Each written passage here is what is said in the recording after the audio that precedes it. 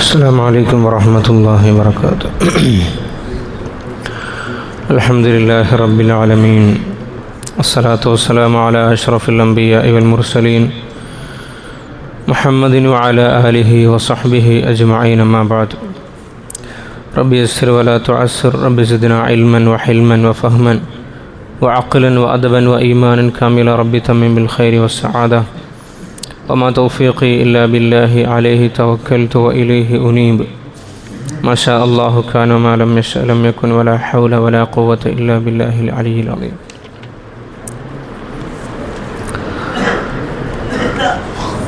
നമ്മൾ കഴിഞ്ഞ ഹദീസിൻ്റെ ദർസിൽ ഇഖ്ലാസുമായി ബന്ധപ്പെട്ട നിയ്യത്ത് നന്നാക്കുന്നതുമായി ബന്ധപ്പെട്ട ചർച്ചകളാണ് നമ്മൾ നടത്തിയത്. നമ്മൾ ചെയ്യുന്ന എല്ലാ അമലുകളും അള്ളാഹുവിൻ്റെ തൃപ്തിക്ക് വേണ്ടി അള്ളാഹുവിൻ്റെ വജ്ഹ് കാംക്ഷിച്ചുകൊണ്ട് ചെയ്യണം എന്നുള്ളതാണ് ഇഖ്ലാസിൻ്റെ ഏറ്റവും ഉയർന്ന ദറജ. അള്ളാഹുവിൻ്റെ തൃപ്തി വേണം. ബാക്കി മഖ്ലൂഖുകൾക്ക് നമ്മുടെ അമലുകളെ അളക്കുവാനോ ആ അമലുകൾക്ക് വേണ്ട രീതിയിൽ സവാബോ ഇഖാബോ നൽകാനുള്ള ഒരു ശേഷിയുമില്ല എന്ന വിശ്വാസത്തിൽ നിന്നാണ് ശരിയായ ഇഖ്ലാസ് നമുക്ക് വന്ന് ചേരുന്നത്. അതുമായി ബന്ധപ്പെട്ട ഹദീസുകൾ നമ്മൾ പറഞ്ഞു തുടങ്ങി. അവസാനം നമ്മൾ പറഞ്ഞു നിർത്തിയത് സഅദ് ബിൻ അബി വഖാസ് റളിയല്ലാഹു അൻഹുവിൻ്റെ ഹദീസുമായി ബന്ധപ്പെട്ടാണ്. അപ്പോൾ അതിൻ്റെ കുറച്ച് ഭാഗങ്ങൾ കൂടി ബാക്കിയുണ്ടായിരുന്നു. വഅൻ നബി ഇസ്ഹാഖ് സഅദ് ബിൻ അബി വഖാസിൻ മാലിക് ബിൻ ഉഹൈബിൻ റളിയല്ലാഹു അൻഹു അഹദിൽ അശറത്തിൽ മഷ്ഹൂദ് ലഹും ബിൽ ജന്ന. ഈ ഹദീസ് റിപ്പോർട്ട് ചെയ്യുന്നത് ബഹുമാന്യനായ സഅദ് ബിൻ അബി വഖാസ് റളിയല്ലാഹു അൻഹു ആണ്. ആരാണ് സഅദ് ബിൻ അബി വഖാസ് റളിയല്ലാഹു അൻഹു? നബി സല്ലല്ലാഹു അലൈഹി വസല്ലം തങ്ങൾ സ്വർഗ്ഗം കൊണ്ട് സന്തോഷ വാർത്ത അറിയിച്ച സഹാബാക്കളിൽപ്പെട്ട 10 പേരിൽപ്പെട്ട ഒരാളാണ് സഅദ് ബിൻ അബി വഖാസ് റളിയല്ലാഹു അൻഹു. അപ്പോൾ നമ്മൾ അശറത്തുൽ മുബശ്ശറത്തു ബിൽ ജന്ന, സ്വർഗ്ഗം കൊണ്ട് സന്തോഷ വാർത്ത അറിയിക്കപ്പെട്ട 10 പേരെ നമ്മൾ എണ്ണി പറയാറുണ്ട്. വേറെയും കുറേ സഹാബാക്കളെ പറ്റി നബി തങ്ങൾ സ്വർഗ്ഗത്തിലാണെന്ന് പറഞ്ഞിട്ടുണ്ട്. ഹസൻ ഹുസൈൻ റളിയല്ലാഹു അൻഹു, ഫാത്തിമ റളിയല്ലാഹു അൻഹ, ആയിഷ ബീവി റളിയല്ലാഹു, ഒരുപാട് സഹാബാക്കളെ പറ്റി പറഞ്ഞിട്ടുണ്ട്. പക്ഷേ ഇവരെ നമ്മൾ എന്തിനാണ് പ്രത്യേകം ഇങ്ങനെ എണ്ണി പറയുന്നത്? പഴയ കാലത്ത് നമ്മൾ ബുർദയിലൊക്കെ കേട്ടിട്ടുണ്ടാകും. സുമ്മ റിളാ അൻ അബി ബക്രിൻ വ അൻ ഉമറ വ അൻ അലിയും വ അൻ ഉസ്മാൻ ദിൽ കറമി സഅദിൻ സഈദിൻ സുബൈരിൻ ത്വൽഹത്തിൻ വ അബി ഉബൈദത്തിൻ വ ബിൻ ഔഫിൻ ആശിരിൽ കറമി എന്നിങ്ങനെ തുടങ്ങിയ 10 സഹാബാക്കൾ. ആരാണ് ആ 10 സഹാബാക്കൾ? 10 സഹാബാക്കളുടെ പേര് എല്ലാവർക്കും അറിയുമോ? കുറേ സഹാബാക്കളുണ്ട്. എല്ലാവരുടെ പേരും നമുക്ക് പഠിച്ചു നോക്കാൻ പറ്റുമെങ്കിൽ ഏറ്റവും ഖൈറാണ്. നല്ല ആളുകളെ പേര് പഠിക്കുന്നതിലും ബറക്കത്തുണ്ട്. ഇനി അത് നമുക്ക് സാധ്യമാകുന്നില്ലെങ്കിൽ ഏറ്റവും ചുരുങ്ങിയത് സ്വർഗം കൊണ്ട് സന്തോഷ വാർത്ത അറിയിക്കപ്പെട്ട 10 ആളെ പേരെങ്കിലും നമ്മൾ പഠിക്കണം. ആരൊക്കെയാണത്? 4 ഖുലഫാ ഉൽ അർബ, അബൂബക്കർ റളിയല്ലാഹു അൻഹു, ഉമർ ഇബ്നുൽ ഖത്താബ് റളിയല്ലാഹു അൻഹു, ഉസ്മാൻ ബിൻ അഫ്ഫാൻ റളിയല്ലാഹു അൻഹു, അലി ഇബ്നു അബി താലിബ് റളിയല്ലാഹു അൻഹു. അവരുടെ പേര് നമുക്കറിയാലോ. പിന്നെ ഉള്ളത് 6 പേരാണ്. ഒന്ന് സഅദ് റളിയല്ലാഹു അൻഹു, സഈദ് റളിയല്ലാഹു അൻഹു, ത്വൽഹാത്ത് ബിൻ ഉബൈദില്ലാഹ് റളിയല്ലാഹു അൻഹു, അബൂ ഉബൈദത്ത് ബിൻ ജറാഹ് റളിയല്ലാഹു അൻഹു, അബ്ദുറഹ്മാൻ ബിൻ ഔഫ് റളിയല്ലാഹു അൻഹു, സുബൈർ ബിൻ അവ്വാം റളിയല്ലാഹു അൻഹു. അപ്പോൾ ഈ 10 ആളുകളുടെ പേരും കോർത്ത് ഇണക്കിയതാണ് നമ്മൾ നേരത്തെ പാടിയ ബൈത്തിൻ്റെ ശകലം. അപ്പോൾ സഅദ് ബിൻ അബി വഖാസ് റളിയല്ലാഹു അൻഹു പറയാണ്, ജാഅനി റസൂലുള്ളാഹി സ്വല്ലല്ലാഹു അലൈഹി വസല്ലം യഊദുനി ആമ ഹജ്ജത്തുൽ വദാ. ഹജ്ജത്തുൽ വദാഇൻ്റെ വർഷം ഞാൻ രോഗിയായി മക്കത്ത് കഴിയുകയാണ്. ആ സന്ദർഭത്തിൽ അഷ്റഫുൽ ഖൽഖ് റസൂലുള്ളാഹി സ്വല്ലല്ലാഹു അലൈഹി വസല്ലം തങ്ങൾ എന്നെ കാണാൻ വേണ്ടി വന്നു. മിൻ വജ്ഇൻ ഇഷ്തദ്ദത് ബി ഫഖുൽതു, ഞാൻ പറഞ്ഞു, യാ റസൂലുള്ളാഹി സ്വല്ലല്ലാഹു അലൈഹി വസല്ലം ഇന്നി ഖദ് ബലഗ ബി മിനൽ വജ്ഇ മാ തറ. തങ്ങൾ കാണുന്നുണ്ടല്ലോ ഞാൻ വലിയ പ്രയാസത്തിലാണ് ഉള്ളത്.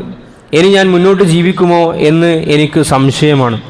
സഅദ് റളിയല്ലാഹു അൻഹു വലിയ മഹത്തുള്ള സഹാബിയാണ്. റസൂൽ സ്വല്ലല്ലാഹു അലൈഹി വസല്ലം തങ്ങളുടെ കാവൽക്കാരിൽപ്പെട്ട ആളായിരുന്നു. നബി തങ്ങളുടെ ബോഡി ഗാർഡായിരുന്നു ആര്? സഅദ് ബിൻ അബി വഖാസ് റളിയല്ലാഹു അൻഹു. യുദ്ധത്തിനൊക്കെ പോകുന്ന സമയത്ത് നബി തങ്ങളെ പ്രത്യേകം കാത്തു സൂക്ഷിക്കാൻ വേണ്ടി നബി തങ്ങളെ ശത്രുക്കളുടെ അമ്പുകളിൽ നിന്നും കുന്തത്തിൽ നിന്നും വെട്ടുകളിൽ നിന്നൊക്കെ തടുക്കുന്നതിന് വേണ്ടി മുൻനിരയിൽ നിൽക്കുന്ന സഹാബാക്കളിൽപ്പെട്ട ആളായിരുന്നു സഅദ് ബിൻ അബി വഖാസ് റളിയല്ലാഹു. അപ്പോൾ വലിയ സ്ഥാനമുണ്ട്. ഫാരിസുൽ ഇസ്ലാം, ഇസ്ലാമിലെ കുതിരപ്പോരാളി എന്ന അപരനാമത്തിൽ അറിയപ്പെടുന്ന സഹാബിയും ഇദ്ദേഹമാണ്. അപ്പോൾ ഇദ്ദേഹത്തിന് രോഗം ബാധിച്ച് നബി തങ്ങൾ കാണാൻ വേണ്ടി പോയി. അപ്പോൾ നബി തങ്ങളോട് പറഞ്ഞു, യാ റസൂലല്ലാഹ്, ഞാനിതാ രോഗിയായി കിടക്കുകയാണ്. ഇനി ഞാൻ മുന്നോട്ട് ജീവിക്കുമോ എന്ന് എനിക്ക് സംശയമുണ്ട്. വ അനദൂ മാലിൻ, എനിക്ക് ഒരുപാട് സമ്പത്തുണ്ട്. ഞാൻ എൻ്റെ ജീവിതകാലത്ത് അധ്വാനിച്ചുണ്ടാക്കിയ ഒരുപാട് സമ്പത്ത് എൻ്റെ കയ്യിലുണ്ട്. അപ്പോൾ ഞാൻ ആലോചിക്കുമ്പോൾ എൻ്റെ മുമ്പിലുണ്ടാകുന്നത് ഇനിയിപ്പോൾ ഞാൻ മരിച്ചു കഴിഞ്ഞാൽ ഈ സമ്പത്ത് സ്വാഭാവികമായിട്ടും ആർക്കാണ് കിട്ടുക? എൻ്റെ മകൾക്ക് കിട്ടും. ഒറ്റ മകളാണെങ്കിൽ ആദ്യം പകുതി ഫുള്ളെടുക്കും. എന്നിട്ട് വേറെ അനന്തരാവകാശം സ്വീകരിക്കാനുള്ള ആരുമില്ലെങ്കിൽ വീണ്ടും ആ പകുതി ആ മകളിലേക്ക് വരും. ചുരുക്കി പറഞ്ഞാൽ ഈ വലിയ സമ്പത്ത് മുഴുവനും ആർക്ക് പോകും? മകൾക്ക് പോകും. അപ്പോൾ അദ്ദേഹം ചോദിക്കുന്നത് വലാ യരിസുനി ഇല്ല ഇബ്നതുല്ലി, എനിക്കാണെങ്കിൽ ഒറ്റ മകളെ ഉള്ളൂ. അഫ അതസദ്ദഖു ബിസുലുസൈ മാലി, ഞാൻ എൻ്റെ സമ്പത്തിൻ്റെ 2/3 ഇപ്പോൾ സദഖ ചെയ്യട്ടെ? സമ്പത്തിൻ്റെ 2/3 സദഖ ചെയ്തിട്ട് ബാക്കിയുള്ള 1 എൻ്റെ മകൾ പൂർണ്ണമായി എടുത്തുകൊള്ളട്ടെ? നബി സല്ലല്ലാഹു അലൈഹി വസല്ലം തങ്ങൾ പറഞ്ഞില്ല, അത് പറ്റൂല എന്ന് പറഞ്ഞു. അപ്പോൾ അദ്ദേഹം വീണ്ടും ചോദിച്ചു ഫശതുർ യാ റസൂലല്ലാഹ്, തങ്ങളെ സല്ലല്ലാഹു അലൈഹി വസല്ലം, എന്നാൽ 2/3 തങ്ങൾ അനുവദിക്കുന്നില്ലെങ്കിൽ ഞാൻ നേരെ പകുതി സദഖ ചെയ്യട്ടെ, വസിയത്ത് ചെയ്യട്ടെ? മരിക്കുന്നതിന് മുമ്പ് നമുക്ക് വസിയത്ത് ചെയ്യാലോ, ശറഅ് അതിന് അനുവാദം നൽകിയിട്ടുണ്ട്.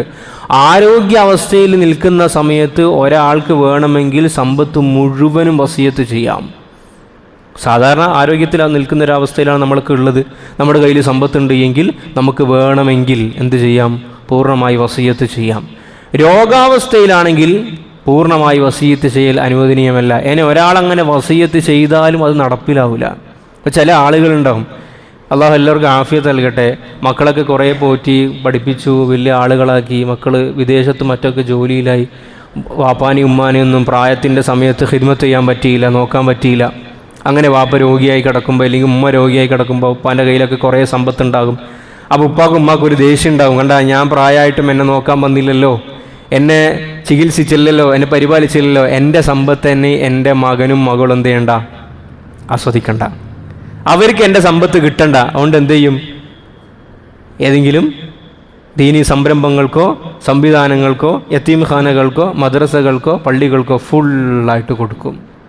ഒന്നാമത്തെ കാര്യം, ഇത് സ്വീകരിക്കുന്ന ആളുകൾ മനസ്സിലാക്കേണ്ടത് അത് നടപ്പിലാവില്ല, അത് സ്വീകരിക്കാൻ തന്നെ പറ്റൂല. കാരണം ശേഷം അതിൻ്റെ കാരണം നിബിധങ്ങൾ തന്നെ പറയുന്നുണ്ട്. അപ്പോൾ എത്ര പേരെ കൊടുക്കാൻ വേണ്ടി പറ്റും? ആരോഗ്യാവസ്ഥയിലാണെങ്കിൽ നിങ്ങൾക്ക് ഫുള്ള് കൊടുക്കാം. എന്നാൽ രോഗാവസ്ഥയിലാണെങ്കിൽ മാക്സിമം കൊടുക്കാൻ പറ്റുന്നത് ഫസ്സുലുസ്, 1/3 മാത്രമാണ്. കാരണം നിങ്ങളുടെ സമ്പത്തിൻ്റെ ഒരു ഓഹരി ആർക്കും അവകാശമുണ്ട്?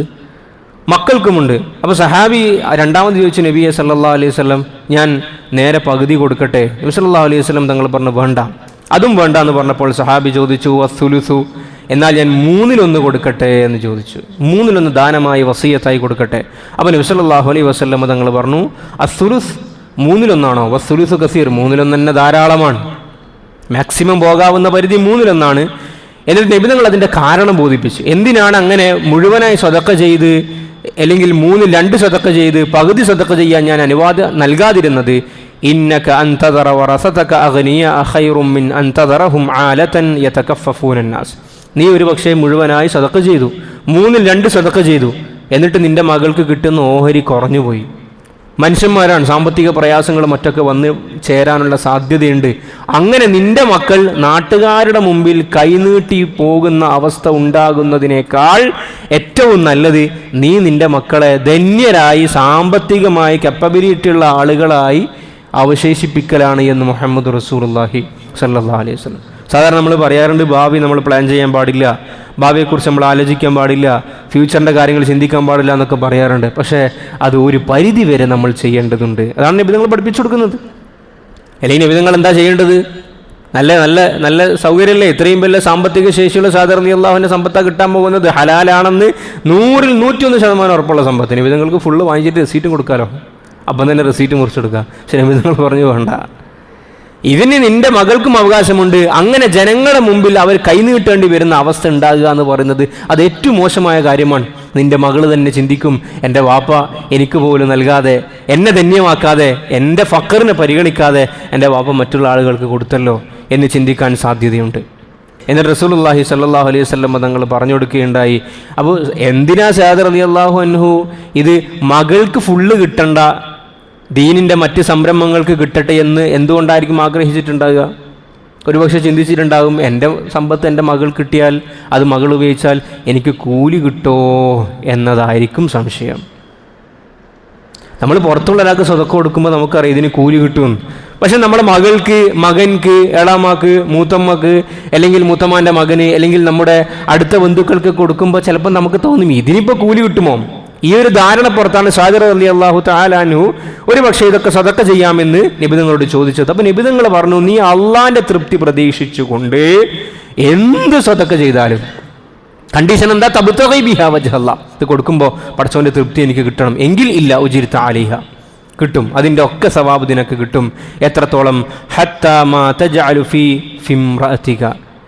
നിങ്ങൾ അതിൻ്റെ ഏറ്റവും ചെറിയ ഉദാഹരണം പറയാണ്. നീയും നിൻ്റെ ഭാര്യയും ഒരുമിച്ച് ഭക്ഷണം കഴിക്കുമ്പോൾ ആ ഭക്ഷണത്തിൻ്റെ തളുകയിൽ നിന്ന് ഒരു ഉരുള എടുത്തിട്ട് നിൻ്റെ ഭാര്യൻ്റെ വായിൽ വെച്ച് കൊടുത്താൽ പോലും അവിടെ നീ അള്ളാഹുവിൻ്റെ കൂലി പ്രതീക്ഷിക്കുന്നുണ്ട് എങ്കിൽ അതിനും കൂലി കിട്ടും എന്ന് മുഹമ്മദ് റസൂലുള്ളാഹി സ്വല്ലല്ലാഹു അലൈഹി വസല്ലം. അപ്പോൾ ഇതൊന്നും ആരും പടച്ചവൻ്റെ കൂലി പ്രതീക്ഷിച്ച് ചെയ്യുന്ന കാര്യമല്ല, ദുനിയാവിൻ്റെ കാര്യങ്ങളാണ് ഇതൊക്കെ, സ്നേഹപ്രകടനത്തിൻ്റെ ഓരോ ഉദാഹരണങ്ങളാണ് ഇതൊക്കെ. പക്ഷെ അവിടെ പോലും നമ്മൾ അള്ളാഹുവിൻ്റെ കൂലി കിട്ടണം, അള്ളാഹുവിൻ്റെ കൂലി കിട്ടട്ടെ. ഭാര്യനോട് എനിക്ക് കടപ്പാട് അള്ളാഹു പറഞ്ഞിട്ടുണ്ടല്ലോ, നബിതങ്ങൾ പറഞ്ഞിട്ടുണ്ടല്ലോ, അതെനിക്ക് കിട്ടട്ടെ എന്ന് ആഗ്രഹിച്ചുകൊണ്ട് ഒരാൾ ചെയ്യുകയാണെങ്കിലും അതിനും കൂലി കിട്ടുമെന്നാണ് മുഹമ്മദ് റസൂലുള്ളാഹി സ്വല്ലല്ലാഹു അലൈഹി വസല്ലം. അപ്പോൾ പിന്നെ മക്കൾക്ക് വേണ്ടി സമ്പത്ത് മാറ്റിവെച്ചാൽ കൂലി കിട്ടുമെന്ന വിഷയത്തിൽ ഒരു സംശയവും നമുക്ക് ഉണ്ടാകേണ്ടതില്ല.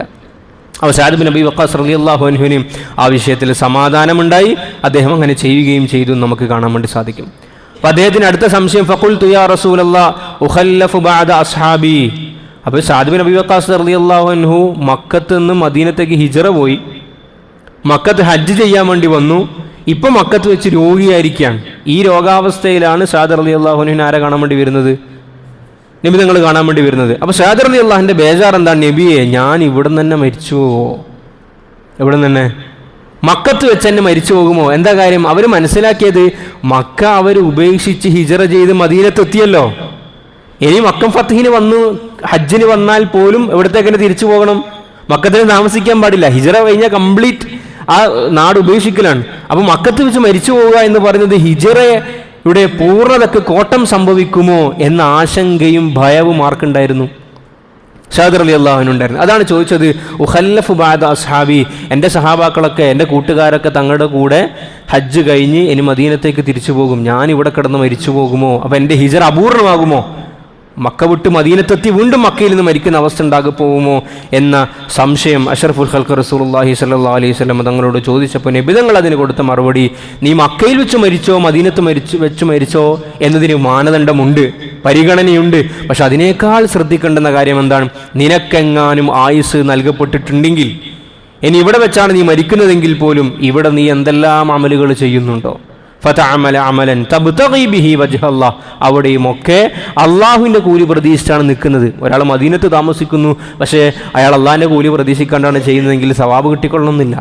പക്ഷെ അയാൾ ലോകത്തിൻ്റെ ഏത് കോണിലാണുള്ളത്, പക്ഷെ അവിടേക്ക് അള്ളാഹുവിൻ്റെ കൂലി കിട്ടണമെന്ന് പ്രതീക്ഷിക്കുന്നുണ്ടെങ്കിൽ ഇല്ലസ്തത്ത ബിഹി ദറജതൻ വരിഫഅതൻ, അത് മുഖേന അള്ളാഹുവിൻ്റെ അടുക്കൽ സ്ഥാനവും മഹത്വവും ഒക്കെ ഉയരാൻ കാരണമാകും എന്ന് റസൂലുള്ളാഹി സ്വല്ലല്ലാഹു അലൈഹി വസല്ലം. അപ്പം നബി തങ്ങളൊരു സൂചന കൂടി കൊടുത്തു, നിങ്ങളിടുന്ന് മരിക്കൂല എന്നുള്ളതിൻ്റെ ഒരു സൂചന. അത് നേർക്ക് നേരെ പറഞ്ഞില്ല നബി തങ്ങൾ, സാദ് ഞങ്ങളിടുന്ന് മരിക്കൂല എന്ന് പറഞ്ഞില്ല. നബി തങ്ങൾ പറഞ്ഞു, വലഅല്ലക അൻ തുഖല്ലഫ, ഒരു പക്ഷേ നിങ്ങൾക്ക് കുറച്ചും കൂടി അവധി അള്ളാഹു നൽകിയേക്കാം എന്ന പദം ഉപയോഗിച്ചു. എന്നിട്ടോ ഹത്താ യന്തഫിഅ ബിക അഖ്വാമുൻ, നിങ്ങളെ കൊണ്ട് ചില ആളുകൾക്ക് നേട്ടമുണ്ടാവുകയും വയളുറ ബിക ആഖറുൻ, നിങ്ങളെ കൊണ്ട് ചില ആളുകൾക്ക് ഇടങ്ങേറുണ്ടാവുകയും ചെയ്തു. അപ്പോൾ നമ്മൾ ചരിത്രം പിന്നീട് പരിശോധിച്ച് നോക്കിയാൽ സഅദ് റളിയല്ലാഹു അൻഹു ആ സമയത്ത് വഫാത്തായിട്ടില്ല. സഅദ് റളിയല്ലാഹു പിന്നെ വഫാത്താകുന്നത് ഉമർ ഇബ്നുൽ ഖത്താബ് റളിയല്ലാഹുവിൻ്റെ കാലഘട്ടത്തിൽ അദ്ദേഹം ഇറാഖ് പിടിച്ചെടുക്കുന്ന അവസ്ഥ വരെ ഉണ്ടായിട്ടുണ്ട്. ഇറാഖ് പിടിച്ചെടുക്കുന്നതിൽ സഅദ് ബിൻ അബീ വഖാസ് റളിയല്ലാഹു അൻഹുവിനാണ് നേതാവായിട്ട് അയച്ചത്. ഇപ്പം ആദ്യ സന്ദർഭത്തിൽ പറഞ്ഞല്ലോ, വലാ യരിസുനി ഇല്ലാ ഇബ്നതുല്ലി എന്ന് പറഞ്ഞല്ലോ, എനിക്ക് ഒരു മകള് മാത്രമേ ഉള്ളൂ എന്ന് പറഞ്ഞല്ലോ ആദ്യ നബിതങ്ങളോട്. പക്ഷേ വഫാത്തിൻ്റെ ഘട്ടമാകുമ്പോഴത്തേക്ക് മക്കളും പരിവാരങ്ങളൊക്കെ കൂടിയിട്ടുമുണ്ട്. അപ്പം നബിതങ്ങളുടെ ഒരു പ്രവചനം കൂടിയായിരുന്നു, ഒരു പക്ഷേ നിങ്ങൾക്ക് അള്ളാഹു ആയുസ് നൽകിയേക്കാം.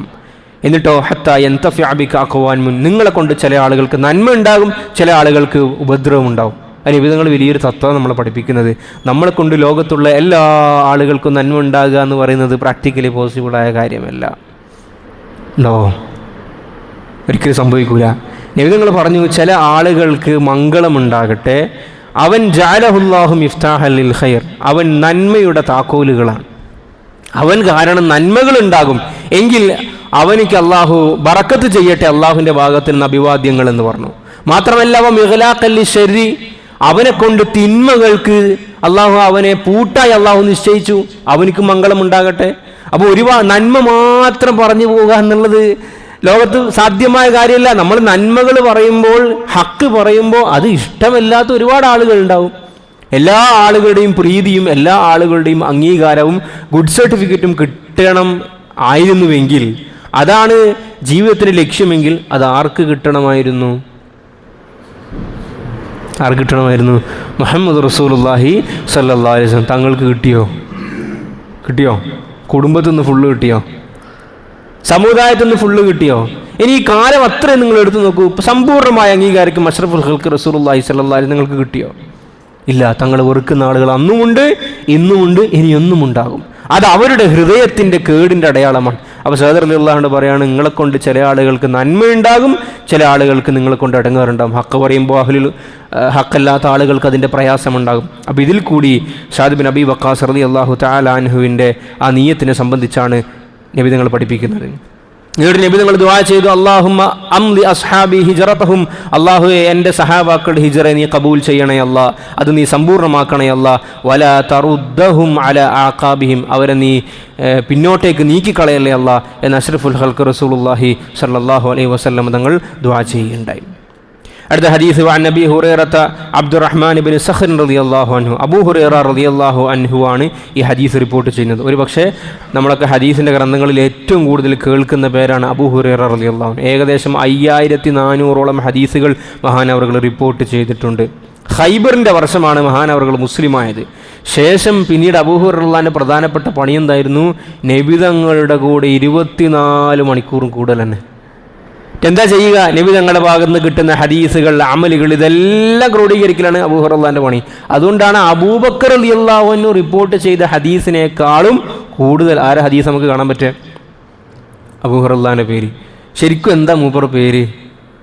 അബൂ ഹുറൈറ എന്നല്ല, അബ്ദുറഹ്മാൻ ഇബ്നു സഖർ എന്നാണ് ശരിക്കും പേര്.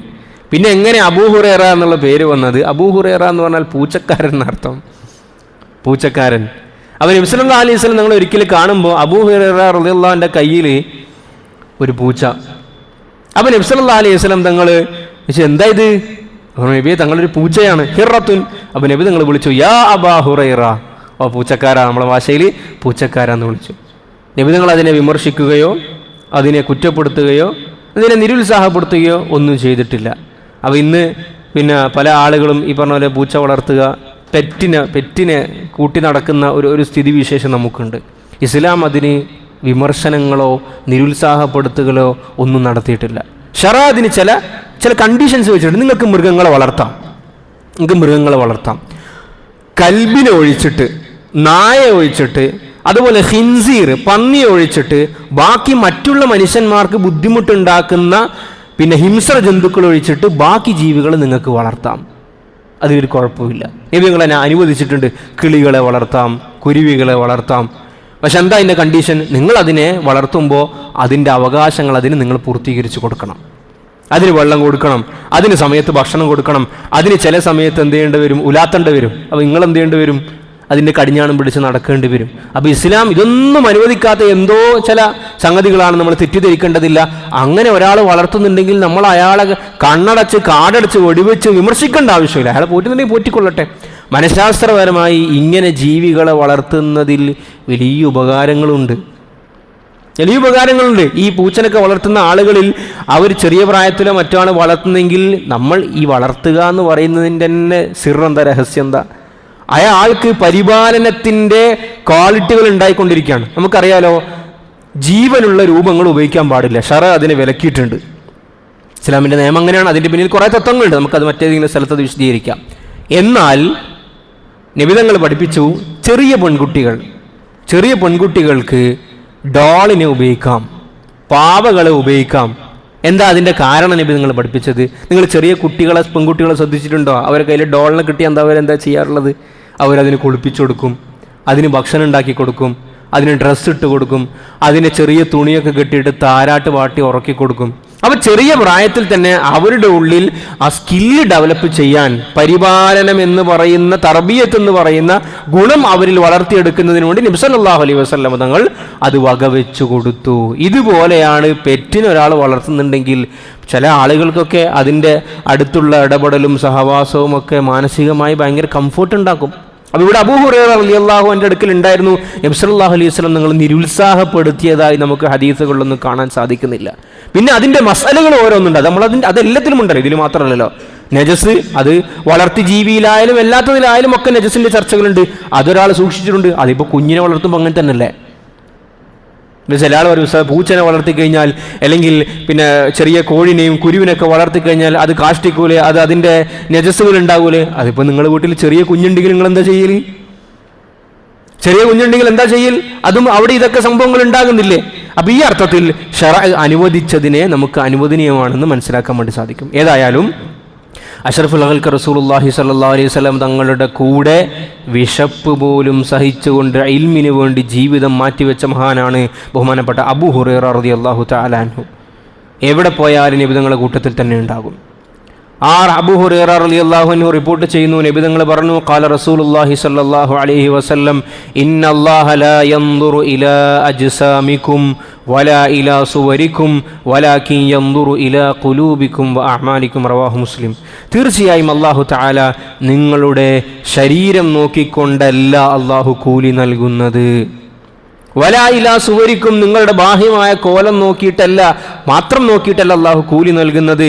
വലാകിൻ യൻദുറു ഇലാ ഖുലൂബിക്കും, നിങ്ങളുടെ ഹൃദയത്തിൽ ആ കർമ്മം ചെയ്യുമ്പോൾ എന്താണ് നിങ്ങളുടെ നിയ്യത്ത് എന്ന് അള്ളാഹു നോക്കും. അതനുസരിച്ചാണ് കൂലി നൽകുക.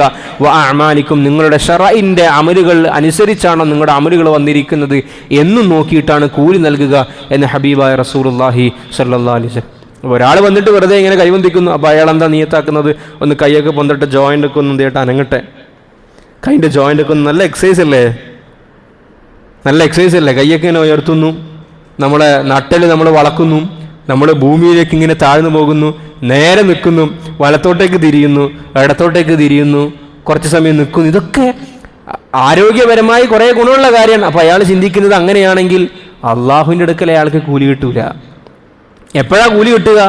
ഇത് ചെയ്യുമ്പോൾ അതാ പടച്ചോനെ ഞാൻ നിൻ്റെ മുമ്പിലാണ് നിൽക്കുന്നത്, അള്ളാഹു അക്ബർ, ഞാൻ എശയാണ് നിസ്കരിക്കുന്നത്, മഗ്രിബാണ് നിസ്കരിക്കുന്നത് എന്ന നിയ്യത്തുണ്ടാകുമ്പോഴാണ് നമ്മൾക്ക് അതിന് കൂലി കിട്ടുന്നത്. ഈ ഹദീസിനെ പണ്ഡിതന്മാർക്ക് വിശദീകരിച്ചിരിക്കുന്നത് ഇങ്ങനെയാണ്. എങ്ങനെ? ബാഹ്യമായ കോലം നോക്കിയിട്ട് മാത്രമല്ല അള്ളാഹുവിൻ്റെ അടുക്കൽ കൂലി, ആ അമലിൻ്റെ കൂടെ നീയത്തും കൂടി നോക്കിയിട്ട് അള്ളാഹു വിധി നൽകും, കൂലി നൽകും എന്നാണ് ഈ ഹദീസിനെ വിശദീകരിച്ച പണ്ഡിതന്മാരൊക്കെ നമുക്ക് പറഞ്ഞു തന്നിട്ടുള്ളത്. ചില ആളുകൾ ഇതിനെ മറ്റൊരർത്ഥത്തിൽ ദുർവ്യാഖ്യാനം ചെയ്യാറുണ്ട്. എന്താ ദുർവ്യാഖ്യാനം ചെയ്യാറുള്ളത്? അള്ളാഹു നിങ്ങളെ കോലത്തിലേക്കല്ല നോക്കുന്നത്, നിങ്ങളുടെ കൽബിലേക്കാണ് നോക്കുന്നത്. കോലം നന്നാക്കിയിട്ട് കാര്യമില്ല, കൽബ് നന്നാക്കിയാൽ മതി.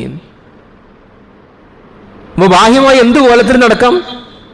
മുട്ടിൻ്റെ മേലെ പാൻ്റ് ഇടാം, ഔറത്ത് ഒളിവാക്കാം, അല്ലെങ്കിൽ ശറഇനോട് യോജിക്കാത്ത എന്ത് വസ്ത്രധാരണം നടത്താം, ബാഹ്യമായി എന്തും ചെയ്യാം, എന്ത് തോന്നിവാസം കാണിക്കാം.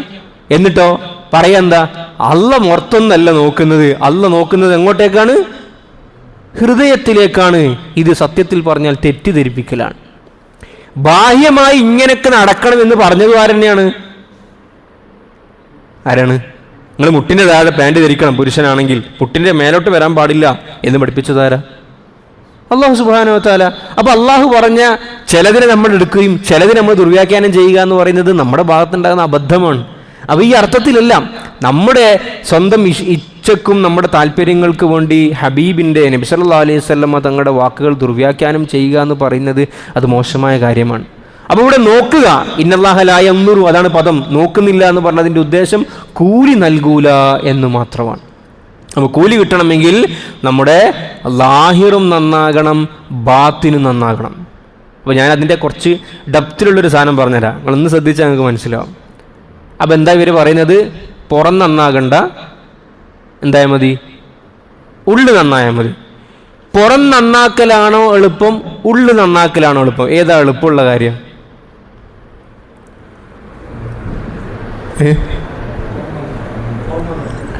ഫസ്റ്റ് കഴിയുന്ന കാര്യം എന്താ? വെളുത്ത വസ്ത്രം ധരിക്കലാണോ ഏറ്റവും എളുപ്പം? അല്ല മനസ്സിനെ വെളുപ്പിക്കുക എന്നുള്ള ടേമിനേക്കാൾ മനസ്സിന് ശുദ്ധമായി ഏതാ എളുപ്പമുള്ളത്? വെളുത്ത വസ്ത്രം ധരിക്കൽ. കടുപ്പുള്ളത് എന്താ? ഉള്ളു നന്നാക്കൽ.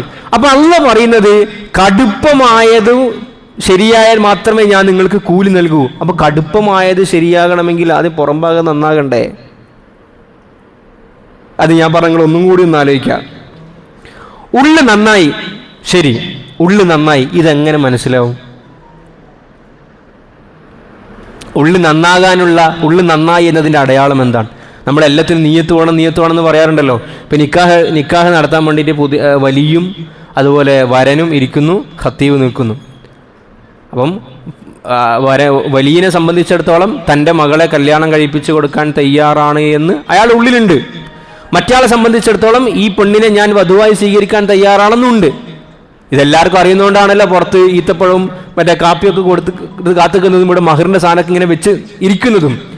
പക്ഷേ ഇത് ഹൃദയത്തിൻ്റെ ഉള്ളിലുണ്ട് എന്നെങ്ങനെയാണ് നാട്ടുകാർക്ക് ബോധ്യപ്പെടുത്തി കൊടുക്കുന്നത്?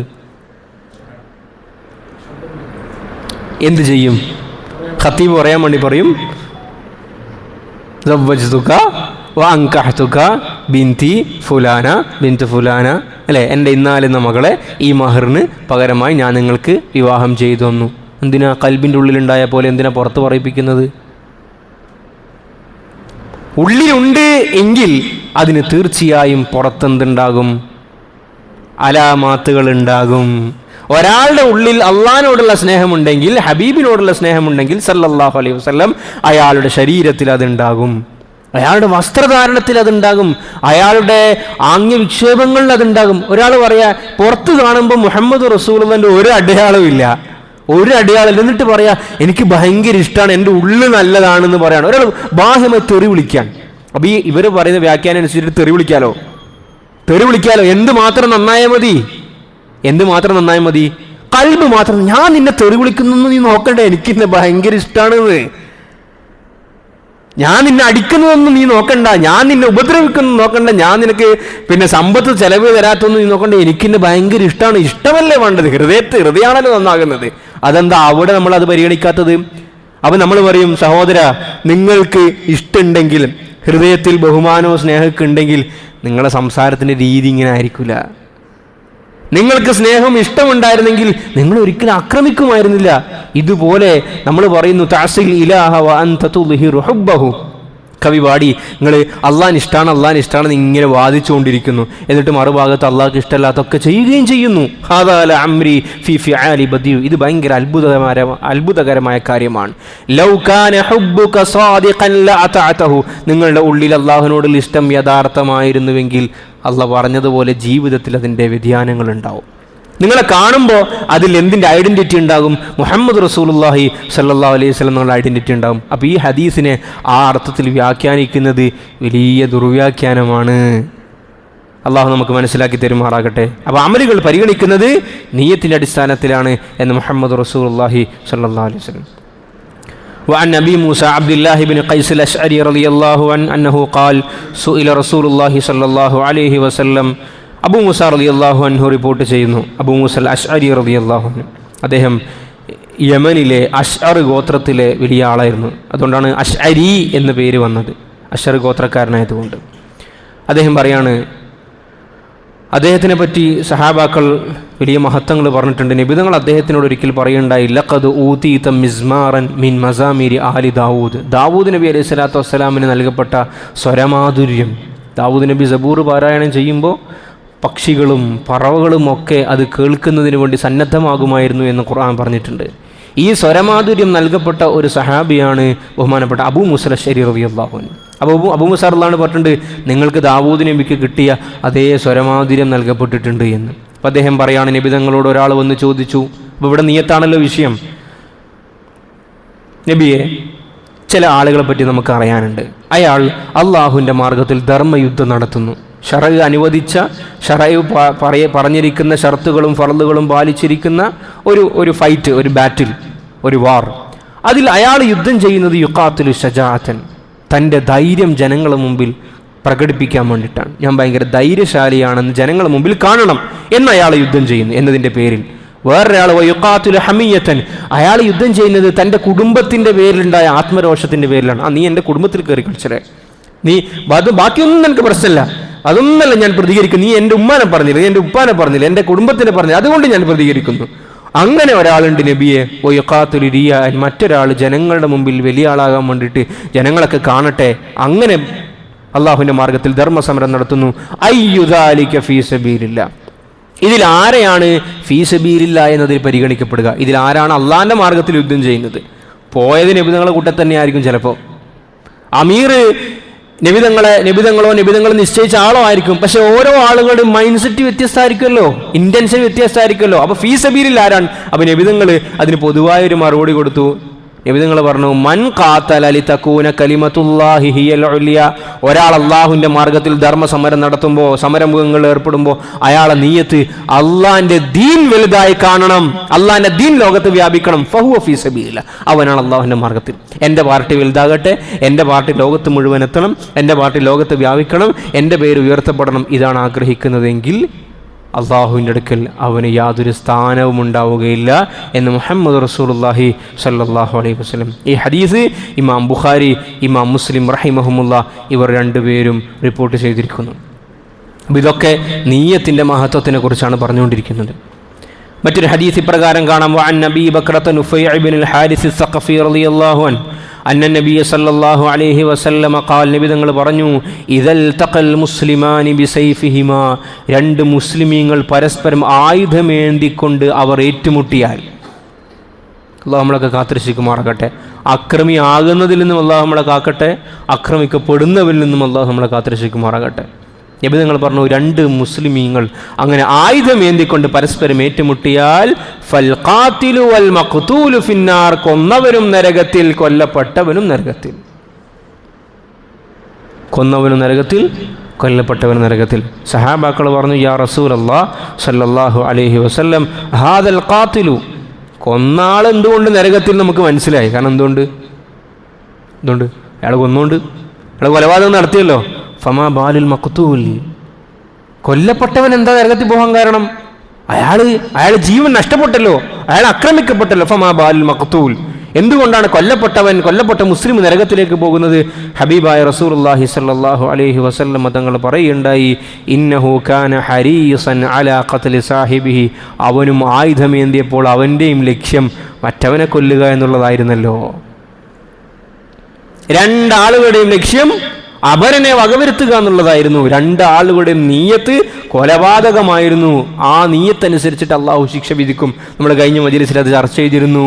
ഒരാൾ കൊല്ലണമെന്ന ഉറച്ച തീരുമാനമെടുത്താൽ, ഒരാൾ ഒരു ഹറാമ് ചെയ്യണമെന്ന ഉറച്ച തീരുമാനം എടുത്താൽ തന്നെ അതിൻ്റെ കുറ്റം അവന് രേഖപ്പെടുത്തപ്പെടും. ഇവിടെ ഇത് ഹദീസിൽ വ്യക്തമായി പറഞ്ഞിരിക്കുകയാണ്. മുസ്ലിമാണോ അല്ലേ എന്നതുപോലും നബി തങ്ങൾ വകവെക്കാതെ, കാരണം ഉള്ളിലെന്താ ഉള്ളത്? മറ്റൊരു മുസ്ലിമിനെ വകവരുത്താനാണ് അവൻ നീയത്ത് വെച്ചിരിക്കുന്നത്. പ്രിയമുള്ളവരെ, നമ്മൾ രണ്ടാം ലോക മഹായുദ്ധമൊക്കെ കഴിഞ്ഞ് നമ്മുടെ ലോകത്തുണ്ടായിരിക്കുന്ന ഡെമോക്രസി, അതിൻ്റെ പേരിലുണ്ടായിരിക്കുന്ന സംഘടനാ സംവിധാനങ്ങൾ, ഇതൊക്കെ ലോകത്ത് നിലനിൽക്കട്ടെ, അതിൻ്റെ നന്മകളൊക്കെ ലോകത്തെ എല്ലാ ആളുകൾക്കും കിട്ടട്ടെ എന്ന് നമ്മൾ ആശിക്കുന്നു, നമ്മൾ പ്രാർത്ഥിക്കുന്നു. നമ്മൾ ഇതിനൊക്കെ ദീനിൻ്റെ മുകളിൽ ഒരിക്കലും നമ്മൾ പ്രതിഷ്ഠിക്കാൻ വേണ്ടി പാടില്ല.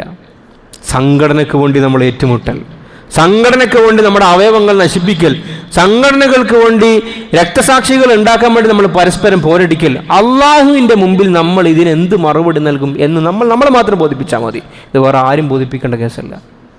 സംഘടനയെ വളർത്താൻ വേണ്ടിയിട്ട് ഞാൻ ഏറ്റുമുട്ടാൻ വേണ്ടി പോകുന്നു, ഞാൻ മറ്റവനെ ഏറ്റുമുട്ടുന്നു, മറ്റവനെ വകവരുത്തുന്നു, മറ്റുള്ളവനാൽ ഞാൻ വകവരുത്തപ്പെടുമ്പോൾ ഇവിടെ അള്ളാഹുവിൻ്റെ മുമ്പിൽ ഇവൻ എന്തിൻ്റെ പേരിലാണ് നശിപ്പിക്കപ്പെട്ടിരിക്കുന്നത്? എൻ്റെ ജീവൻ, എൻ്റെ രക്തം എന്ന് പറയുന്നത് അള്ളാഹു എനിക്ക് നൽകിയ ഏറ്റവും മൂല്യവത്തായ സംഗതിയാണ്. ഇത് ഒരു നിലക്കും അപഹരിക്കാനോ സ്വന്തമായി കൊടുക്കാനോ പോലെയുള്ള അവകാശമില്ല. അവിടെയാണ് ഈ ഹദീസ് നമ്മൾ മനസ്സിലാക്കേണ്ടത്. നമ്മൾ കൊല്ലപ്പെടുന്നതിൽ നിന്ന് നമ്മൾ കാത്തുരക്ഷിക്കേണ്ടതുണ്ട്, നമ്മൾ കൊല്ലുന്നതിൽ നിന്ന് കാത്തുരക്ഷിക്കേണ്ടതുണ്ട്. ഇവിടെ ആ നീയത്തിന് പോലും അത്രയും ഗൗരവമുണ്ടെങ്കിൽ ആ അമലിൻ്റെ അതിൻ്റെ ശക്തി എന്താണ്? ഇപ്പോൾ നിങ്ങൾ ഖുർആൻ ശരീഫിൽ നമുക്ക് കാണാലോ, വമാ കാന ലിമുഅ്മിനിൻ അൻ യഖ്തുല മുഅ്മിനൻ ഇല്ലാ ഖതഅ, ഒരു വിശ്വാസി മറ്റൊരു വിശ്വാസിയെ വധിച്ചു പോവുക എന്ന് പറയുന്നത് ഊഹിക്കാൻ പോലും പറ്റാത്തതാണ്. അങ്ങനെ സംഭവിക്കാൻ പാടില്ല. ഖത്അൻ, അബദ്ധത്തിൽ എന്തെങ്കിലും സംഭവിക്കുന്നതൊഴികെ. നമ്മൾ വാഹനം ഓടിച്ച് അല്ലാഹു കാക്കട്ടെ, നമ്മൾ ആക്സിഡൻ്റ് ആയിപ്പോയി, ആ അബദ്ധത്തിൽ ഒരാൾ മരിച്ചുപോയി, അല്ലെങ്കിൽ നമ്മൾ മറ്റെന്തെങ്കിലും ചെയ്യുന്ന സമയത്ത് ബിൽഡിംഗ് നിർമ്മാണത്തിൻ്റെ ഇടയിൽ അങ്ങനെ ആ എന്തെങ്കിലും അപകടത്തിൽ മരിച്ചുപോയി. അതല്ലാതെ മനഃപൂർവ്വം മുതഅമ്മിദൻ ഒരാൾ മനസ്സിൽ കരുതിക്കൊണ്ട് മറ്റൊരു മനുഷ്യനെ വകവരുത്തുക എന്നുള്ളത് അത് ഊഹിക്കാൻ പോലും പറ്റാത്തതാണ്. അല്ലാഹു പറഞ്ഞു, അങ്ങനെ ഒരാൾ വകവരുത്തുന്നുണ്ടെങ്കിൽ ഒരാൾ മനഃപൂർവ്വം മനസ്സിൽ കരുതിക്കൂട്ടി ഇന്നാളെ ഇല്ലായ്മ ചെയ്യണം എങ്കിൽ ഫജസാഉഹു ജഹന്നം, അവനെ കാത്തു നിൽക്കുന്നത് നരകത്തിന്റെ തീയാണെന്ന് പരിശുദ്ധമായ ഖുർആൻ. എത്രത്തോളം ഹദീസിൽ കാണാം, ലോകത്തുള്ള മുഴുവൻ മനുഷ്യനും ഗൂഢാലോചന നടത്തിയിട്ട് ഒരാളെ കൊന്നാൽ, ലോകത്തുള്ള മുഴുവൻ മനുഷ്യനും ഗൂഢാലോചന നടത്തിയിട്ട് ഒരാളെ കൊന്നു കഴിഞ്ഞാൽ അള്ളാഹ്ക്ക് ഇതിൽ പ്രശ്നമില്ല, ഈ എല്ലാവരും അള്ളാഹ് നരകത്തിട്ടളിയും. ഒരാളെ ജീവൻ എടുക്കാന്ന് പറഞ്ഞ തമാശം കളിയാണോ? തമാശം കളിയാണിത്. ഒരു കുട്ടി 14-15 വയസ്സുള്ള ഒരു കുട്ടി ഒരു വിഷയവുമായി ബന്ധപ്പെട്ട് സംസാരിക്കാൻ വരുന്നതിനിടയിൽ ആ കുട്ടിൻ്റെ ചില കാര്യങ്ങളൊക്കെ നമ്മൾ അന്വേഷിച്ചപ്പോൾ ആ കുട്ടി പറയുണ്ടായി, നമ്മൾ താമസിക്കുന്നിടത്ത് കോളേജിൽ ചില പ്രശ്നങ്ങളൊക്കെ ഉണ്ടായി.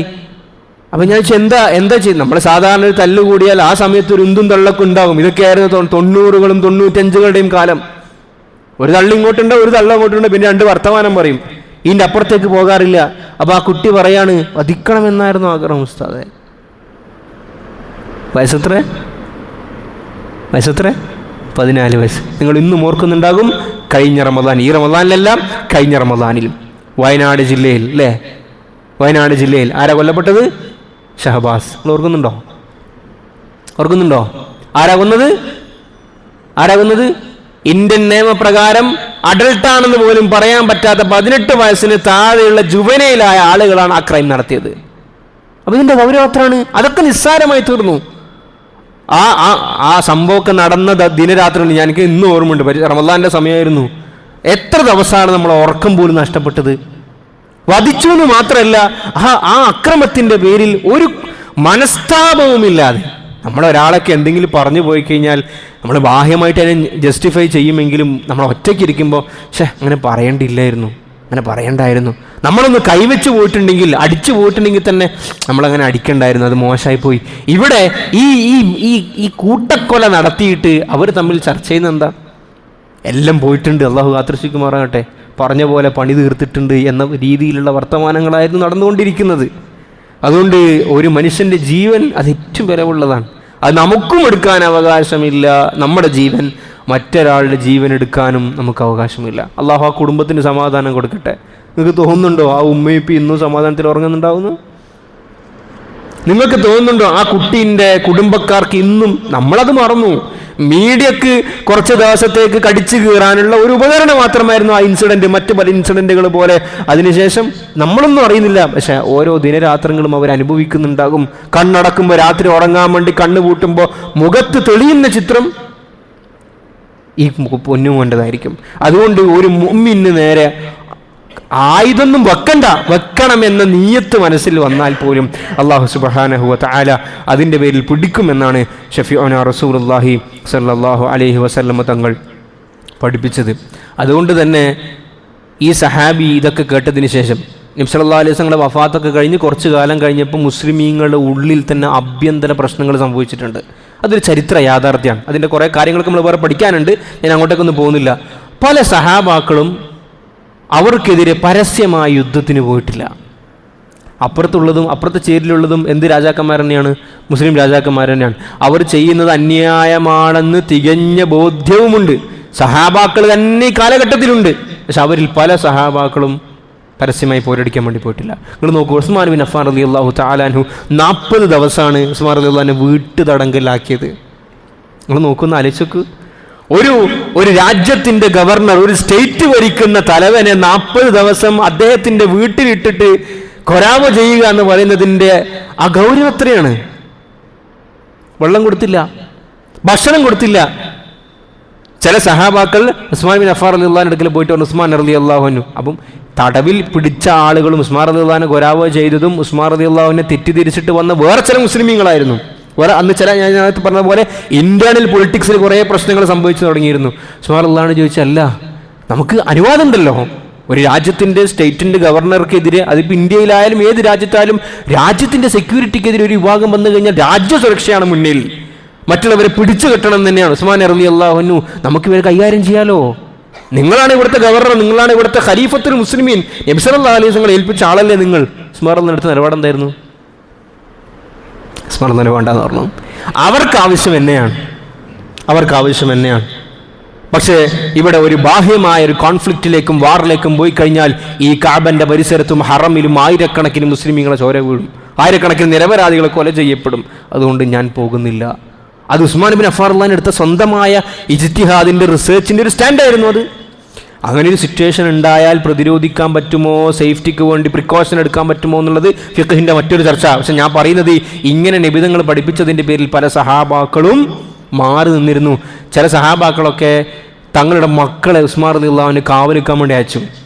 നിങ്ങൾ പോയിട്ട് നിൽക്കും, ഉസ്മാൻ റളിയല്ലാഹു അൻഹു അങ്ങനെ ഉണ്ടല്ലോ, മൂപ്പരെന്തായാലും തയ്യാറാവൂല, അത് നോക്കിയിട്ട് കാര്യമില്ലല്ലോ, ഖലീഫനെ രക്ഷിക്കുക എന്നുള്ളത് നമ്മുടെ കർത്തവ്യമാണ്, നിങ്ങൾ പോയിട്ട് കാവൽ നിൽക്കണേ എന്ന് പറഞ്ഞു പോയ പലരെയും ഉസ്മാൻ റളിയല്ലാഹു അൻഹു എന്ത് ചെയ്തു? തിരിച്ചു പോയിക്കുമെന്ന് പറഞ്ഞു. കാരണം നിങ്ങളും എന്തായി പോകരുത്, ഇതിൽ പ്രതിപട്ടികയിൽ വരാൻ വേണ്ടി പാടില്ല. അപ്പോൾ അതിൻ്റെ ഗൗരവം നിങ്ങളൊന്ന് ആലോചിച്ച് നോക്കൂ. പക്ഷെ അള്ളാഹുവിൻ്റെ തീരുമാനം മറ്റൊന്നായിരുന്നു. ഉസ്മാൻ ബിൻ അഫ്ഫാൻ റളിയല്ലാഹു അൻഹു ആ അവസ്ഥയിൽ തന്നെ ഷഹീദാക്കപ്പെട്ടു. എത്രത്തോളം അവസാനത്തെ ദിവസം നോമ്പിലായിരുന്നു ഉസ്മാൻ റളിയല്ലാഹു അൻഹു. കുറേ ദിവസം ഉസ്മാൻ റളിയല്ലാഹു അൻഹു ഹറമിൽ ഉസ്മാൻ റളിയല്ലാഹു അൻഹുവിൻ്റെ വീടുമായി ബന്ധപ്പെട്ട് ജുമാ മുടങ്ങി. ഈ സമയത്ത് മുസ്ലിമീങ്ങളിൽ ജുമാ നടന്നില്ല, ജമാഅത്തായ നമസ്കാരങ്ങൾ മുടങ്ങി. കാരണം ഇതൊക്കെ നേതൃത്വം നൽകേണ്ട ആരാണ്? ഖലീഫയാണ്. ഈ സമയത്ത് ഉസ്മാൻ ബിൻ അഫ്ഫാൻ റളിയല്ലാഹു അൻഹു വീട്ടിൻ്റെ പുറത്തേക്ക് വന്നിട്ട് ഈ മൊത്തം ചുറ്റിയിരിക്കുന്ന ശത്രുക്കളോട് നടത്തുന്ന ഒരു വൈകാരികമായ പ്രസംഗമുണ്ട്. താരീഖിൽ നമുക്ക് കാണാൻ വേണ്ടി സാധിക്കും. ഉസ്മാൻ റളിയല്ലാഹു അൻഹു ചോദിക്കുന്നുണ്ട്, നിങ്ങൾ എങ്ങനെയാണ് നിങ്ങൾ എന്നെ വധിക്കാൻ വേണ്ടി നിങ്ങൾക്ക് സാധിക്കുക? നബി തങ്ങളുടെ 2 പെൺമക്കളെ ഞാൻ വിവാഹം ചെയ്തിട്ടുണ്ട് അല്ലേ? റുഖിയ, ഉമ്മു കുൽസൂം റളിയല്ലാഹു തആല അൻഹ. ഉസ്മാൻ റളിയല്ലാഹു അൻഹു പറയുന്നുണ്ട്, ഞാൻ മുസ്ലിമായതിന് ശേഷമോ മുസ്ലിമാകുന്നതിന് മുമ്പോ ഒരു വൃത്തികേടും ചെയ്തിട്ടില്ല. ചില ആളുകൾ ഇസ്ലാമിൽ വരുന്നതിന് മുമ്പ് തെറ്റുകൾ ചെയ്തു പോയിട്ടുണ്ടാകും, സിന പോലെ ഷിർക്ക് പോലെ ചെയ്തു പോയിട്ടുണ്ടാകും. ഉസ്മാൻ റളിയല്ലാഹു അൻഹു പറഞ്ഞു, ഞാൻ ഒരു വൃത്തികേടും ചെയ്തിട്ടില്ല, ഒരു ഷിർക്കിലും അകപ്പെട്ടിട്ടില്ല, വ്യഭിചാരം ഞാൻ ചെയ്തിട്ടില്ല. എത്രത്തോളം നബി തങ്ങൾ ഉസ്മാൻ റളിയല്ലാഹു അൻഹു പറഞ്ഞു, ഞാൻ ഈ വലത്തെ കൈ കൊണ്ട് എൻ്റെ ഹബീബിനെ ബൈഅത്ത് ചെയ്തതിന് ശേഷം ഞാൻ എൻ്റെ ഔറത്ത് സ്പർശിച്ചിട്ടില്ല. നമ്മൾ മുദ്രചിട്ടും മറ്റും ക്ലീനാക്കുന്ന സമയത്ത് ഇടത്തെ കൈ കൊണ്ട് ശൗചം ചെയ്യലാണ് സുന്നത്ത്, വലത്തെ കൈ ഉപയോഗിക്കൽ കറാഹത്താണ്. കാരണം വലത് തിന്നാനും നല്ല കാര്യങ്ങൾക്ക് വേണ്ടിയുള്ളതാണ്. അത് ശറഅ അങ്ങനെ നിശ്ചയിച്ചൊരു കാര്യമാണ്. പക്ഷെ വലത് ഉപയോഗിച്ച പോലെ ഹറാമൊന്നുമില്ല. പക്ഷെ ഉസ്മാൻ റളിയല്ലാഹു അൻഹു പറയുന്നു, ഞാൻ അഷ്റഫുൽ ഖൽഖിന്റെ കൈ പിടിച്ചതിന് ശേഷം, ഈ വലത്തെ കൈ കൊണ്ടാണല്ലോ ബൈഅത്ത് ചെയ്യുക ഇസ്ലാമിൻ്റെ, ആ ബൈഅത്തിന് ശേഷം ഞാൻ എൻ്റെ വലത്തെ കൈ കൊണ്ട് എൻ്റെ ഔറത്തെ സ്പർശിച്ചിട്ടില്ല. നിങ്ങൾ എങ്ങനെ എന്നെ കൊല്ലാൻ വേണ്ടി നിങ്ങൾ ഉദ്ദേശിക്കുന്നത്? പക്ഷേ ഈ പറഞ്ഞതുപോലെ അവസാനത്തെ ദിവസവും നോമ്പിന് വേണ്ടി അത്താഴത്തിന് വേണ്ടി ശ്രമിക്കുന്നു. നായില എന്ന് പറയുന്ന ഭാര്യയോട് ചോദിക്കുന്നു, എന്തെങ്കിലും കഴിക്കാനുണ്ടോ? ഒന്നുമില്ല. ആ അവസ്ഥയിൽ തന്നെ നോമ്പ് തുടർന്നു. ഹയാത്ത് സഹാബയിൽ ചില സംഭവങ്ങൾ ഇങ്ങനെ കാണാൻ വേണ്ടി സാധിക്കും. തലേന്ന് രാത്രി വഫാത്തിൻ്റെ തലേന്ന്, ഷഹീദാകുന്നതിൻ്റെ തലേന്ന് ഉസ്മാൻ ബിൻ അഫ്ഫാൻ റളിയല്ലാഹു അൻഹു അഷ്റഫുൽ ഖൽഖ് റസൂലുള്ളാഹി സ്വല്ലല്ലാഹു അലൈഹി വസല്ലം സ്വപ്നം കാണുകയാണ്. ഉസ്മാൻ റളിയല്ലാഹു അൻഹു നോമ്പിലാണ്. അപ്പോൾ നബി തങ്ങൾ സ്വപ്നത്തിൽ വന്നിട്ട് പറഞ്ഞു, ഉസ്മാനെ റളിയല്ലാഹു അൻഹു നമുക്ക് ഒരുമിച്ച് നോമ്പുറക്കാം. അപ്പോൾ അത് സൂചനയായിരുന്നു ഉസ്മാൻ റളിയല്ലാഹു അൻഹുവിൻ്റെ ഷഹാദത്തിലേക്കുള്ള. അങ്ങനെ ഉസ്മാൻ റളിയല്ലാഹു അൻഹുവിനെ വധിക്കുന്നതിന് വേണ്ടി വീട് ചാടിക്കടന്ന് കുറച്ച് ആളുകൾ വന്നു. അതിൽ ചില പ്രമുഖരായ സഹാബാക്കളുടെ മക്കൾ പോലും ഉണ്ടായിരുന്നു. ഉസ്മാൻ ബിൻ അഫ്ഫാൻ റളിയല്ലാഹു അൻഹുവിൻ്റെ താടി കയറിയിട്ട് പിടിച്ചു. താടി കയറിയിട്ട് ഒറ്റപ്പിടുത്തം. വലിയ താടിയുള്ള മനുഷ്യനായിരുന്നു. ഉസ്മാൻ റളിയല്ലാഹു അൻഹു പറഞ്ഞു, മോനെ നിന്റെ വാപ്പ ഈ താടിയെ ബഹുമാനിച്ചിരുന്നു എന്ന് പറഞ്ഞു. ആ താടിയിലേക്കാണ് നീ പിടിച്ചിരിക്കുന്നത്. അപ്പം അദ്ദേഹത്തിൻ്റെ മനസ്സിൽ വലിയ ഒരു വിങ്ങലുണ്ട്. അദ്ദേഹം കൈമാറ്റുമ്പോഴേക്ക് അടുത്ത പൊട്ടികൾ ബഹുമാനപ്പെട്ട ഉസ്മാൻ ബിൻ അഫ്ഫാൻ റളിയല്ലാഹു അൻഹുവിൻ്റെ ശരീരത്തിലേക്ക് വന്ന് ഷഹീദായിരുന്നു. പ്രതിരോധിക്കാൻ വേണ്ടി ഭാര്യ വന്നു. ഭാര്യ വന്നപ്പോൾ ഭാര്യയുടെ വിരലുകൾ ഛേദിക്കപ്പെട്ടു. എത്രത്തോളം ഇവരുടെ ശത്രുത മാറിയില്ല എന്നറിയാം നിങ്ങൾക്ക്. ഉസ്മാൻ റളിയല്ലാഹു അൻഹുവിൻ്റെ ജനാസ കൊണ്ടുപോകുമ്പോൾ വരെ ആ ജനാസക്ക് നേരെ കല്ലേറുണ്ടായി. അപ്പോൾ നമ്മൾ അന്തം വിടും. ഈ സമയത്ത് നൂറുകണക്കിന് ആയിരക്കണക്കിന് സഹാബാക്കൾ ജീവിച്ചിരിപ്പുണ്ട്. പക്ഷെ എന്തുകൊണ്ട് ഒരു എക്സ്പ്ലിസിറ്റായ ഒരു വാറിലേക്ക് ഇവർ നീങ്ങിയില്ല? ഇവർ വിചാരിച്ചത് നടക്കാത്ത കാര്യം മറ്റാണോ?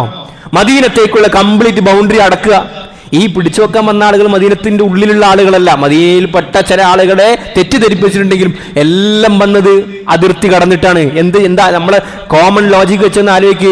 മദീനന്റെ കംപ്ലീറ്റ് ബൗണ്ടറി അടക്കുക, ഇവരെ ഒറ്റപ്പെടുത്തുക, മദീനക്കാർ മാറി നിൽക്കുക. വന്നവരിലെ യൂദാസ് ആരാന്ന് മനസ്സിലാവും, വന്നതിലെ ജൂതനാരാണ്, വന്നതിലെ ഒറ്റുകാരനാരാണെന്ന് സഹാബാക്കൾക്ക് നിമിഷ നേരം കൊണ്ട് മനസ്സിലാകും. ഇവരെല്ലാവരും ഇല്ലാമേ ചെയ്താൽ പോരെ ഖലീഫയെ രക്ഷപ്പെടുത്താൻ വേണ്ടിയിട്ട്. പക്ഷെ ഉസ്മാൻ ബിൻ അഫ്ഫാൻ റളിയല്ലാഹു അൻഹു പറഞ്ഞു അതിന്റെ ആവശ്യമില്ല, ചോരപ്പുഴ ഇവിടെ ഒഴുകാൻ വേണ്ടി പാടില്ല. ഫൽ ഖാതിലു വൽ മഖ്തൂലു ഫിന്നാർ, കൊന്നവരും കൊല്ലിച്ചവനും കൊല ചെയ്യപ്പെട്ടവരും ഒക്കെ, കൊന്നവ മാത്രമല്ല കൊല്ലിച്ചവനും നരകത്തിലാണ്. ആയുധെടുത്ത് പോയി ചെയ്തവൻ മാത്രമല്ല, അവനേക്കാൾ മോട്ടീവ് ഉണ്ടാകുക കൊല ചെയ്യാൻ അയച്ച ആളുകൾക്കാണ്. അല്ലാഹു നമ്മളെ കാത്തുരക്ഷിക്കുമാറാകട്ടെ. അതുകൊണ്ട് നമ്മൾ പാർട്ടികളിലും ഗ്രൂപ്പുകളിലും ഓരോ ആളുകൾക്കും ഓരോ രാഷ്ട്രീയം ഉണ്ടാകും, ഓരോ ഐഡിയോളജി ഉണ്ടാകും. ശറഈന് വിരുദ്ധമാണോ ഇല്ലേ എന്നുള്ളതൊക്കെ നമ്മൾ സ്വന്തമായി പഠിക്കേണ്ടതാണ്. അതനുസരിച്ച് നമുക്ക് ജീവിക്കുകയും ചെയ്യാം. പക്ഷേ ഏത് പാർട്ടിയിൽ നിങ്ങൾ പ്രവർത്തിച്ചാലും നിങ്ങൾ ഐഡിയോളജി ശറഈന് വിരുദ്ധമല്ലാത്ത, ഇസ്ലാമിന് വിരുദ്ധമല്ലാത്ത ഏത് പാർട്ടി നിങ്ങൾ പ്രവർത്തിച്ചാലും ഏതെങ്കിലും ഒരു പോയിന്റ് എത്തുന്ന സമയത്ത് അന്യ പാർട്ടിക്കാരനെ അല്ലെങ്കിൽ സ്വന്തം ഗ്രൂപ്പിൽ നിന്ന് തന്നെ പുറത്തേക്ക് പോയ ആൾക്കെതിരെ ആയുധം ഉപയോഗിക്കണമെന്ന് എന്ത് ഗൂഢാലോചന നടന്നാലും ഒരു മുസ്ലിം എന്ന നിലക്ക് നമുക്കതിൽ പാർട്ടിസിപ്പേറ്റ് ചെയ്യാൻ വേണ്ടി പറ്റൂല. സംഗതിയൊക്കെ ശരി തന്നെ, നമുക്ക് മറ്റേ പാർട്ടിക്കാരനോട് ഐഡിയോളജിക്കൽ ശത്രുത ഉണ്ടാകാം, ഉണ്ടായിക്കും, അത് നല്ലതാണ്. അപ്പോഴാണ് നമ്മുടെ നാട് സജീവമാകുന്ന ആശയങ്ങൾ കൊണ്ട്. പക്ഷെ ഒരിക്കലും ആ ശത്രുത ഐഡിയോളജിക്കയിൽ നിന്ന് മാറിയിട്ട് യുദ്ധപരമായ ശത്രുതയിലേക്ക് നമുക്കാകാൻ വേണ്ടി പാടില്ല. നിങ്ങൾ കോൺഗ്രസ്സുകാരനായിക്കോ, നിങ്ങൾ കമ്മ്യൂണിസ്റ്റുകാരനായിക്കോളൂ, കമ്മ്യൂണിസത്തിന്റെ ഇസ്ലാം വിരുദ്ധ ആശയങ്ങൾ നിങ്ങളുടെ ഉള്ളിലില്ല എങ്കിൽ നിങ്ങൾക്ക് കമ്മ്യൂണിസ്റ്റുകാരനാകാം. നിങ്ങൾക്ക് SDPI കാരനാകാം, നിങ്ങൾക്ക് SDPയിൽ നിൽക്കാം. നിങ്ങൾക്ക് മുസ്ലിം ലീഗ് കാരനോ, നിങ്ങൾക്ക് മുസ്ലിം ലീഗിൽ നിൽക്കാം. നിങ്ങൾക്ക് PDP കാരനാകാം, നിങ്ങൾക്ക് PDPയിൽ നിൽക്കാം. നിങ്ങൾക്ക് INL കാരൻ, നിങ്ങൾക്ക് INL നിൽക്കാം. ഇതൊക്കെ നിങ്ങളുടെ ഐഡിയോളജിയാണ്, അത് നിങ്ങൾ പേഴ്സണൽ ചോയ്സ് ആണ്. പക്ഷെ ഇതിലൊക്കെ നിങ്ങൾ പ്രവർത്തിക്കുന്ന സന്ദർഭത്തിലും അന്യ പാർട്ടിക്കാരന്റെ ശരീരത്തിലെ രോമം എടുക്കണമെന്ന പാർട്ടി മീറ്റിംഗ് ഉണ്ടായിക്കഴിഞ്ഞാൽ നിങ്ങൾ മുസ്ലിമാണോ, നിങ്ങൾക്ക് അല്ലാഹുവിൽ വിശ്വാസമുണ്ടോ, രാഷ്ട്രീയത്തിനും രാഷ്ട്രീയ സംഘടന വിധേയത്തിനും മുകളിലായിരിക്കണം അല്ലാഹു അക്ബർ. അല്ലെങ്കിൽ നമ്മൾ വക്തിന് പറഞ്ഞിട്ട് അല്ലാഹു അക്ബർ എന്ന് പറയുന്നത് തന്നെ നിഫാഖാൻ, കാപട്യമായിരിക്കും. അല്ലാഹു നമുക്ക് മാപ്പ് നൽകി അനുഗ്രഹിക്കുമാറാകട്ടെ. നമ്മുടെ വാക്കുകൾ കൊണ്ട് നിങ്ങൾ പറഞ്ഞു, ഒരാൾ കൊലപാതകത്തിന് പകുതി അക്ഷരം വാക്കുകൊണ്ട് സഹായിച്ചാലും അവനിക്കും കുറ്റം കിട്ടും. അപ്പോൾ സഹാബാക്കൾ അതെങ്ങനെ സഹായിക്കുക? ഒന്നുകിൽ ഫുള്ള് പറയണം, നീ കൊല്ലൂ എന്ന് പറയണം, മുക്കത്തൂലു എന്ന് പറയണം. അതങ്ങനെ പകുതി കൊണ്ട് അവൻ എവിധങ്ങൾ പറഞ്ഞു. ഒരാളോട് ചോദിക്കപ്പെട്ടു ഇന്നാളെ നിഷ്കാസനം ചെയ്യട്ടെ എന്ന് ചോദിച്ചപ്പോൾ അയാൾ പറഞ്ഞു എന്ന് പറഞ്ഞു. അങ്ങനെ മൂളാൻ വേണ്ടിയുള്ള കുറേ ആളുകൾ ഉണ്ടാവുമല്ലോ, മൂളാൻ വേണ്ടി മാത്രം വിധിക്കപ്പെട്ട ആളുകൾ, ആ ആളുകൾ പോലും അള്ളാഹുവിൻ്റെ മുമ്പിൽ മറുപടി പറയേണ്ടി വരുമെന്ന് ഷഫീഉൽ വറ റസൂലുള്ളാഹി സ്വല്ലല്ലാഹു അലൈഹി വസല്ലം. അപ്പോൾ നോക്കൂ നീയത്തിൻ്റെ ശക്തി എത്രയാണ്. കൊന്നവൻ മാത്രമല്ല, കൊല്ലാൻ കരുതിയവനും പാതകിയാണ് എന്ന് നബി തങ്ങൾ സ്വല്ലല്ലാഹു അലൈഹി വസല്ലം തങ്ങൾ പറയുകയുണ്ടായി. അല്ലാഹു സുബ്ഹാനഹു വ തആല നമ്മുടെ നീയത്തുകൾ നന്നാക്കി തരുമാറാകട്ടെ. എന്തെങ്കിലും നമ്മുടെ ജീവിതത്തിനിടയിൽ മനുഷ്യന്മാരാണ്, നമ്മൾ അങ്ങോട്ടും ഇങ്ങോട്ടൊക്കെ ഉള്ള ഇടപാടുകളിലൊക്കെ പിഴവുകളും അബദ്ധങ്ങളൊക്കെ പറ്റിപ്പോയിട്ടുണ്ടാകും. അവൻ മരിച്ചു പോകുന്നതിന് മുമ്പ്, എൻ്റെ കൈകളാൽ ആക്രമിക്കപ്പെട്ടവൻ, എൻ്റെ വാക്കുകളാൽ ആക്രമിക്കപ്പെട്ടവൻ മരിച്ചു പോകുന്നതിന് മുമ്പ്, അവൻ്റെ ദുആ അള്ളാഹിൻ്റെ ദർബാറിൽ എത്തുന്നതിന് മുമ്പ് നമ്മൾ അയാളുമായിട്ട് സുൽഹാകണം. പറ്റിപ്പോയിട്ടുണ്ട്, നിങ്ങളെനിക്ക് മാപ്പ് നൽകണം. ആ അർത്ഥത്തിലേക്ക് നമ്മൾ നീങ്ങേണ്ടതുണ്ട്. അല്ലാഹു തആല നമ്മൾക്ക് നല്ല തൗഫീഖ് നൽകി അനുഗ്രഹിക്കുമാറാകട്ടെ. വാഖിറു ദഅവാന അനിൽ ഹംദുലില്ലാഹി റബ്ബിൽ